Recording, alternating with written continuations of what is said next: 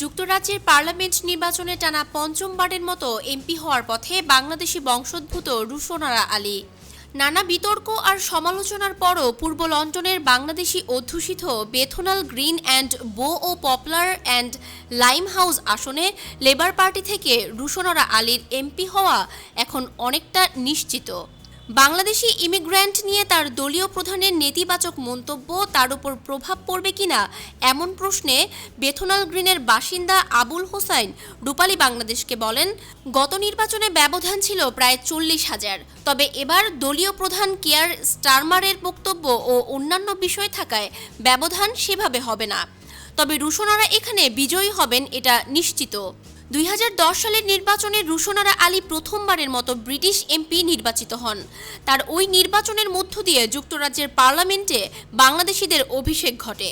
লেবারের পূর্ব লন্ডনের নিরাপদ ও নিশ্চিত এই আসনে রুশনারা 2010 সাল থেকে টানা 4 বার এমপি নির্বাচিত হয়েছেন।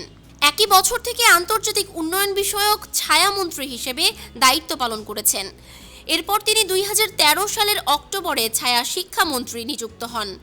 যুক্তরাজ্যের আগামী 4 জুলাই জাতীয় নির্বাচন হবে। দেশটিতে বর্তমান সরকারের মেয়াদ শেষ হওয়ার অন্তত 6 মাস আগে আগাম নির্বাচনের ঘোষণা করা হয়। আসন্ন জাতীয় নির্বাচনে বিরোধী দল লেবার পার্টির জয়ী হওয়ার সমূহ সম্ভাবনা রয়েছে। ইতিমধ্যে সব জনমত জরিপে ক্ষমতাসীন কনজারভেটিভ পার্টির থেকে 20 পয়েন্ট এগিয়ে আছে লেবার পার্টি। তাই বড় কোনো অঘটন না ঘটলে 15 বছর পরে যুক্তরাজ্যের সরকার গঠন করতে যাচ্ছে লেবার পার্টি। দলটি ক্ষমতায় এলে মন্ত্রিসভায় স্থান পেতে পারেন বাংলাদেশি বংশোদ্ভূত নারীদের মধ্যে কেউ একজন। 1975 সালে সিলেট জেলার বিশ্বনাথের ভুরকি গ্রামে জন্মগ্রহণ করেন রুশনারা আলী। মাত্র 7 বছর বয়সে পরিবারের সঙ্গে লন্ডনে পাড়ি জমান তিনি। এরপর থেকে তার আবাস ব্রিটেনের টাওয়ার হ্যামলেটসে।